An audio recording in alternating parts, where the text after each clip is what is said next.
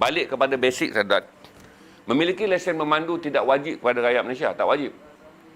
Tetapi untuk memandu di jalan raya, lesen memandu adalah wajib. Pelik tapi logik ayatnya.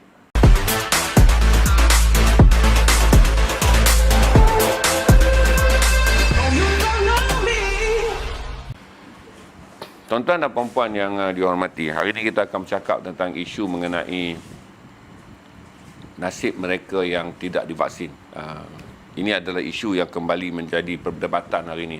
Apabila negara telah menuju kepada fasa 2, dia bukan lagi saja menjadi fasa sosial, di mana kita bercakap mengenai mereka yang tidak divaksin tidak dibenarkan memasuki pawagam, memasuki pusat membeli belah, tidak dibenarkan menyertai rekreasi tertutup, tidak dibenarkan menyertai acara sosial tertutup dan semua majlis-majlis sosial yang dibenarkan dalam fasa 2. Berarti dalam fasa 2, golongan yang tidak divaksin telah diisolasikan daripada menikmati pelbagai kehidupan yang berkaitan dengan sosial. Selepas ini tuan-tuan, apabila kita kembali kepada fasa yang lebih penting, iaitu sektor pekerjaan dan persekolahan. Hari ini telah menjadi isu. Saya ambil dulu logik untuk kita lihat dalam sektor pendidikan. Kita terdapat lebih 400,000 orang guru. Mengikut apa yang sedang dirancangkan, mereka yang tidak divaksin tidak akan dibenarkan mengajar secara bersemuka. Timbul pelbagai pandangan mengenai suasana ini. Tapi saya dah cakap dulu Green Lane ni pada 8 bulan sudah. Saya dah bercakap dah kata berhati-hati apabila anda tidak divaksin, anda akan kehilangan begitu banyak perkara. Kemudian itu adalah dalam sektor kerajaan yang buku hukum tulisnya lebih melindungi kaki tangannya. Maksudnya dalam penjawat awam ni apabila anda bekerja, proses pemecatan, proses mengeluarkan anda daripada jawatan adalah lebih ketat. Tapi bagaimanapun dah ada kata dua, di mana saya fikir kata 4.1 juta pelajar, iaitu kira-kira 2.2 juta pelajar sekolah rendah dan 1.9 juta pelajar sekolah menengah dengan ibu bapa ni. Kemungkinan akan berasa tidak selesa apabila anak-anak mereka akan berdepan dengan guru yang tidak divaksin, kerana kalaulah sekolah tepat dibuka pada 3 hari bulan Oktober, kita masih lagi mempunyai kumpulan perintis yang kecil dalam proses pemvaksinan di kalangan remaja. Berarti jumlah mereka yang disuntik pada waktu itu yang bermula dengan projek Pioneer ataupun kita panggil projek peluncur utama tu di Sarawak baru saja bermula, dan saya yakin pada 3 hari bulan Ogos hampir 100% pelajar yang akan kembali ke sekolah, iaitu 4.1 ke 4.2 juta ni, adalah remaja dan kanak-kanak yang tidak divaksin. Ini menyebabkan daripada, saya tak fikir sistem pendidikan akan terjejas kerana lebih 400,000 orang guru, hanya 2,500 yang telah mengesahkan tidak mendaftar dengan MySejahtera dan enggan untuk divaksin. Mana yang kalau yang lain telah bersetuju. Dan daripada jumlah tersebut, 80% lebih, iaitu kita mengambil kira 320 ke 330,000 telah pun menerima suntikan vaksin. Yang kita jangka pada hujung September, insya-Allah kesemua guru-guru yang telah menyatakan persetujuan untuk divaksin insya-Allah diutamakan dan akhirnya mereka semua akan divaksin bagi membolehkan 3 Oktober apabila pendidikan bermula, semua guru-guru yang akan mengajar secara bersemuka akan divaksin. Maka timbul persoalan yang hari ini telah membawa kepada campur tangan NUTP dan juga Kesatuan Sekerja MTUC mengenai pelayanan dan juga hak yang ditakrifkan kehadap mereka yang tidak divaksin. Seperti mana kita bagi tahu kata normalisasi baru. Jangan saudara nak kata normalisasi baru ni pula Yahudi, Illuminati. Ini tak ada timbul dia kerana ini adalah pandangan pakar sains yang diamalkan oleh negara Yahudi dan juga negara Illuminati.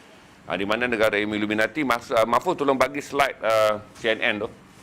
Ini negara bapa bagi segala Freemason dan Illuminati, di mana pekerja yang tidak divaksin dipecat 24 jam. Saya ambil bahawa agensi berita CNN memecat 24 jam. Ini berita lama yang saya dah beritahu pada saudara apabila Amerika membuka kembali negaranya kepada dari work from home tapi kembali ke pejabat. Tindakan-tindakan keras mula dikenakan oleh negara Land of Liberty ataupun dipanggil sebagai negara-negara bapa hak asasi manusia. Bila cakap tentang Amerika Syarikat ni, para penyembah agama hak asasi manusia ni akan menyembah Amerika dengan menjadikan Amerika bapa bagi segala rujukan. Tapi di Amerika Syarikat, Tindakan keras diambil dengan pemecatan 24 jam. Kerana syarikat telah pun mengeluarkan perkeliling ketika work from home dilaksanakan 90 hari, pekerja-pekerja media yang telah menerima keutamaan untuk divaksin di Amerika kerana kepentingan media dalam penyaluran maklumat kepada awam telah diberikan green card, iaitu kad utama ataupun kad priority. Tetapi terdapat pekerja yang enggan divaksin. Apabila proses kembali bekerja di pejabat dilaksanakan, pekerja yang kembali tanpa sijil vaksin dipecat 24 jam. Ini saya ambil daripada negara yang selalu disembah oleh penganut agama hak asasi.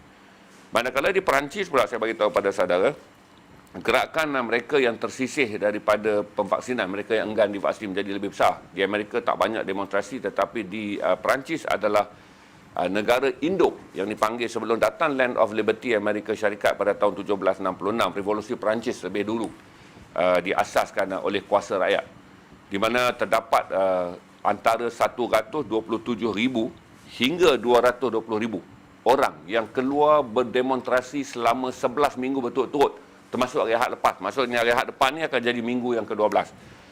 Dengan membabitkan antara 22 hingga 26 bandar. Ini jumlah orang yang keluar. Jadi besar. Tetapi apa yang dilakukan oleh Perancis adalah mengabai dan tidak mengendahkan golongan yang tidak divaksin, yang menuntut bahawa hak mereka untuk masuk ke pawagam, hak mereka untuk masuk dine-in, makan di restoran, hak mereka untuk menginap di hotel, hak mereka untuk sampai ke sektor pelancongan yang dinafikan. Berarti apa yang kita amalkan sekarang ni hampir sama apa yang diamalkan secara global oleh negara-negara yang lebih dulu melaksanakan proses pembukaan sektor sosial dan sektor ekonomi, di mana pembukaan sektor sosial dan sektor ekonomi telah mengasingkan mereka yang tidak divaksin. Ini menjadikan bahawa kita dah boleh lihat ini rentak yang akan diguna pakai.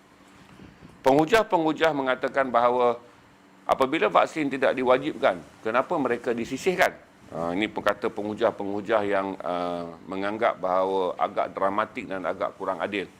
Golongan yang tidak divaksin tidak dibenarkan menyertai sektor sosial dan kemungkinan kini akan timbul dalam krisis sektor pekerjaan. Tetapi apa yang boleh saya katakan kepada anda, walaupun si vaksin tidak diwajibkan di mana-mana negara, ingat 194 negara yang menyertai Pertubuhan Kesihatan Sedunia WHO tidak dibenarkan memaksa rakyatnya untuk divaksin.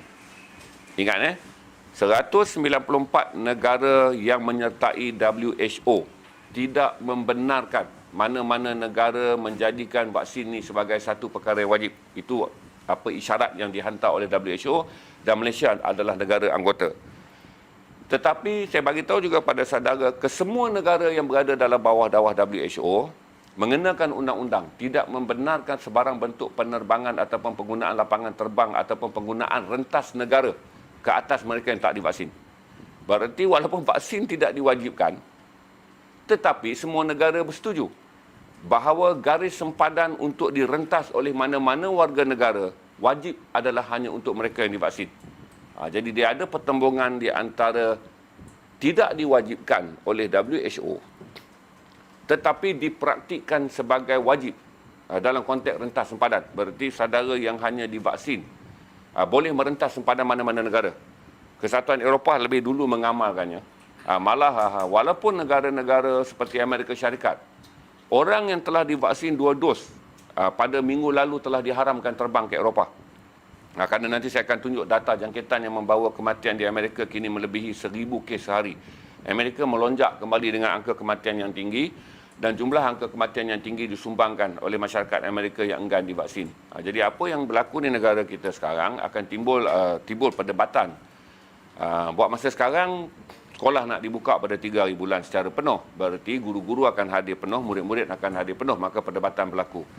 Sektor perbankan juga demikian, kerana sektor perbankan juga akan membabitkan mereka yang akan berkhidmat dengan masyarakat yang akan mendapat perkhidmatan langganan bersemuka daripada sektor perbankan. Perbankan atau NUBE juga mengeluarkan arahan bahawa akan ada tindakan yang akan diambil kepada pekerja-pekerja yang tidak divaksin. Ini menimbulkan satu perdebatan selepas ini. Apakah nasib mereka yang tidak divaksin?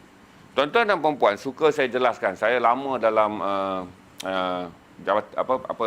private sector ni, lama. Saya nak jelaskan pada saudara satu perkara yang saudara mesti fikirkan. Ekonomi tidak akan begitu baik selepas COVID-19.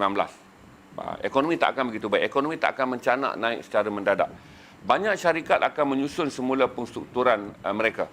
Ini kita akan gambarkan selain daripada mereka yang tidak bekerja akan mendapat peluang pekerjaan kerana penstrukturan ekonomi akan membuka pelbagai ekonomi baru di bawah new normalisasi. Tetapi penstrukturan perniagaan juga akan menyebabkan akan berlaku retrenchment, pembuangan pekerja.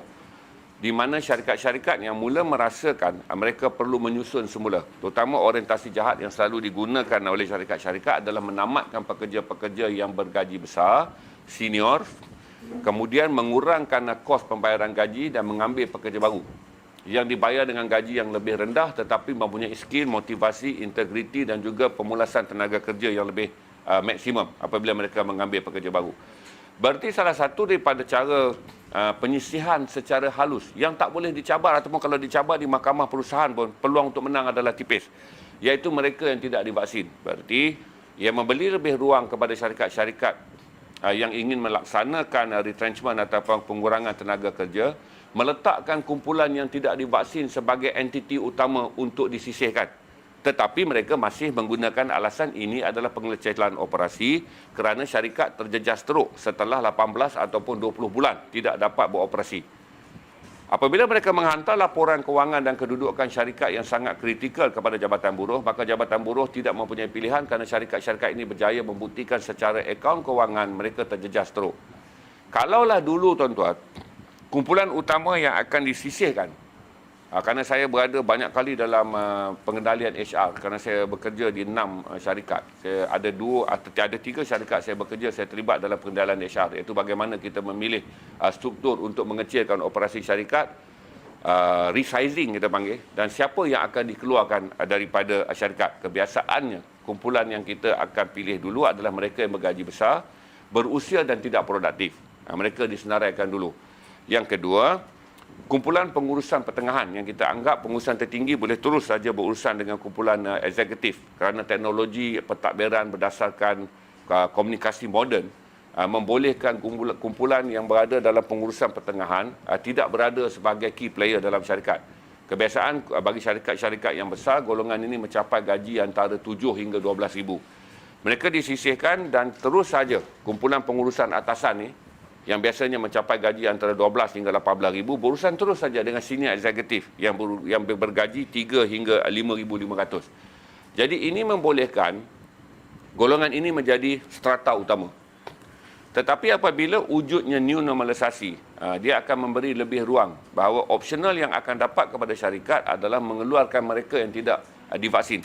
Kerana satu, bagi syarikat-syarikat yang besar akan mengatakan bahawa mereka akan memiliki pekerja yang tidak produktif dari segi komunikasi sosial. Kerana untuk menyertai workshop, untuk hadir dalam mesyuarat, untuk berada di mana-mana tempat bagi mewakili kepentingan syarikat, golongan ini tidak dibenarkan berada dan hadir kerana mereka tidak menerima 2 dos vaksin.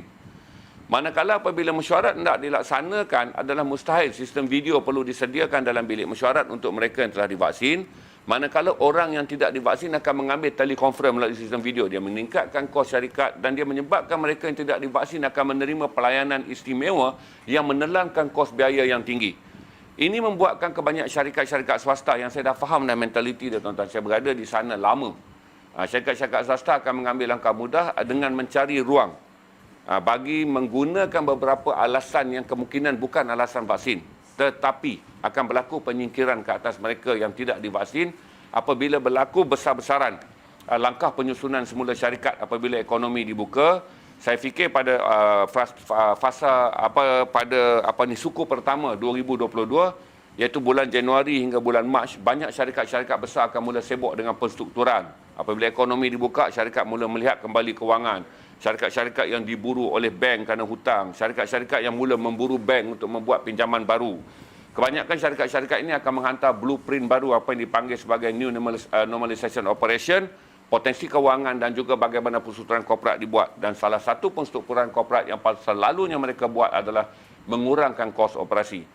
Jadi ini, tuan-tuan, timbul masalah kepada kita kerana kita golongan majoriti yang divaksin. Kerana saya yakin komitmen yang telah diberikan oleh rakyat Malaysia kini mencapai 85% bagi mereka yang telah memberi 1 dos. Berarti orang yang telah suntik 1 dos, kita anggap dia dah komited.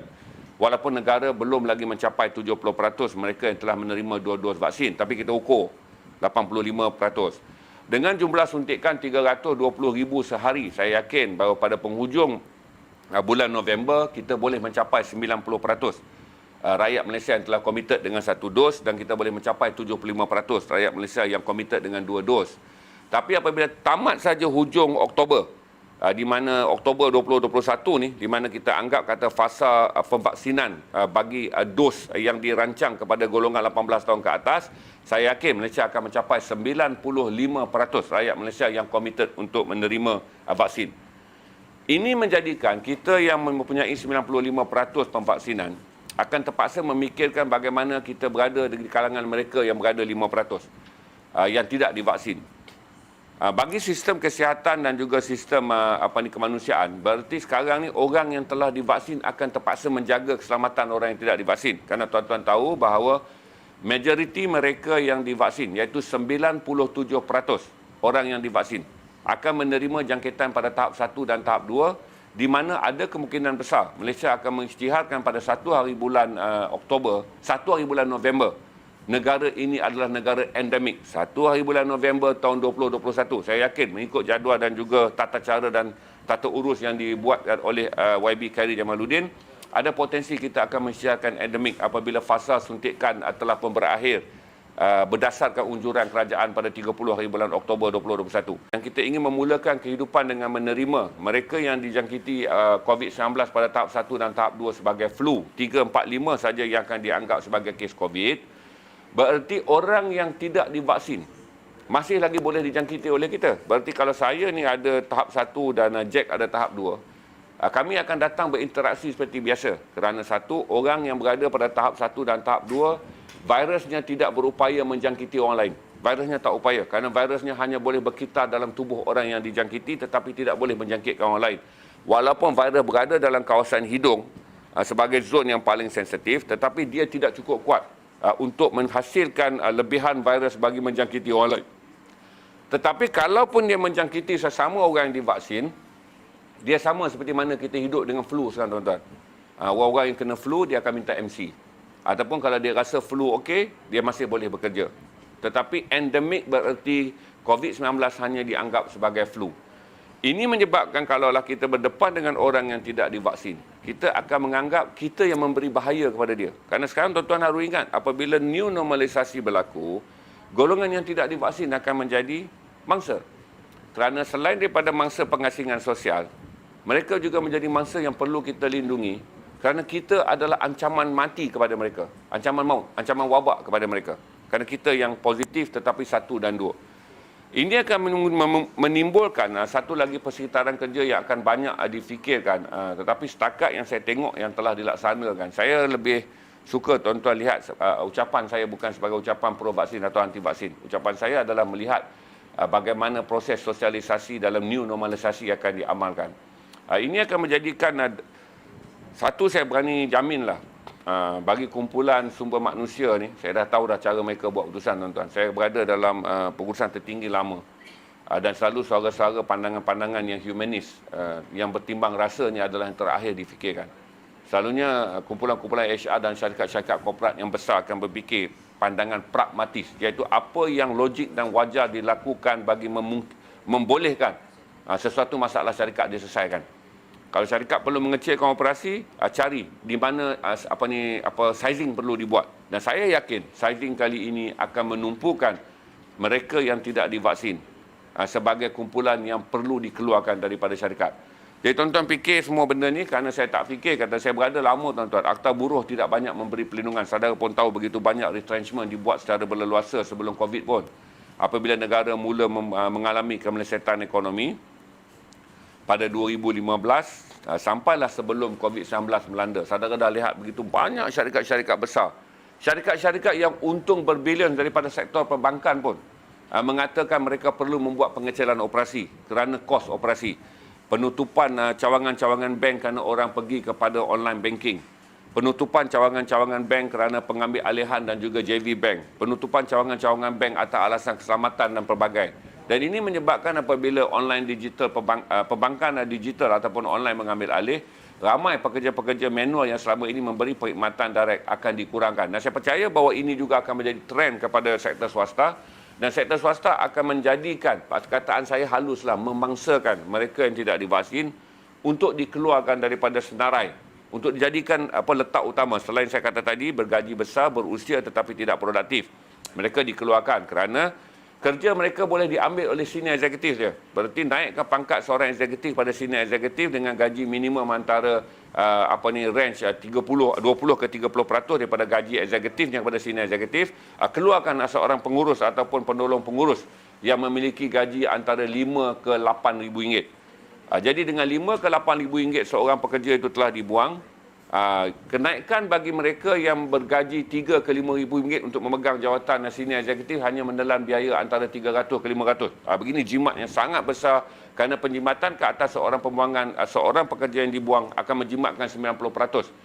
Kos apabila 10% diagihkan kepada mereka yang dinaikkan pangkat daripada eksekutif ke senior eksekutif dan memikul tanggungjawab pengurusan kelas pertengahan dengan jawatan sebagai senior eksekutif.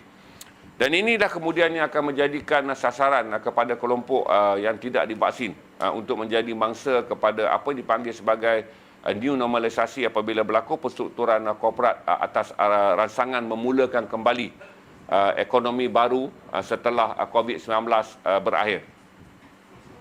Saya rasa faham dah kot semua. Saya cakap pada saudara. Begitu saya beritahu pada saudara lah.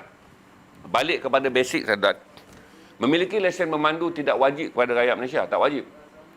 Tetapi untuk memandu di jalan raya, lesen memandu adalah wajib. Pelik tapi logik ayatnya. Memiliki lesen memandu tidak wajib kepada mana-mana rakyat Malaysia. Tetapi untuk memandu di jalan raya, lesen memandu adalah wajib. Seorang yang tidak memiliki lesen memandu boleh membuktikan di mahkamah dia telah memandu lebih daripada 30 tahun tanpa lesen memandu, tanpa satu pun saman, tanpa satu pun kemalangan. Tetapi dia tetap didapati bersalah apabila dia berlaku kemalangan. Walaupun dia ada rekod 30 tahun memandu, disiplin, gini semua okey, tetapi dia akan didapati bersalah sekiranya ditahan ataupun didakwa atas satu kesalahan. Seorang yang memiliki lesen memandu walaupun sehari, sebab kita kan lulus lesen memandu ni tak ada grade A, grade B, dia lesen lulus je, maka dia bawa. Kemalangan maut menjadikan dia lindungi di insurans. Sekiranya kemalangan maut itu berlaku tanpa mengaitkan dia memandu secara cuai dan menyebabkan kematian, berarti kemalangan maut itu biasa berlaku kerana insiden factor of time atau factor of situation. Berarti dia boleh menerima hubungan minimum kerana ia diterima sebagai kemalangan, kecuali dia dicas di bawah memandu dengan cuai menyebabkan kematian. Inilah kita nak tengok logik yang telah lama kita amalkan, di mana kita kata peraturan sentiasa mendahului dan memberi merit.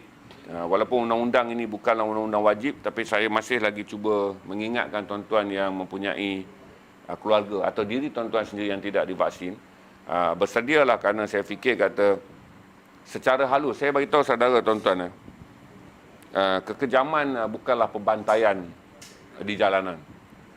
Kekejaman bukanlah kisah seorang isteri memukul suami atau suami pukul isteri.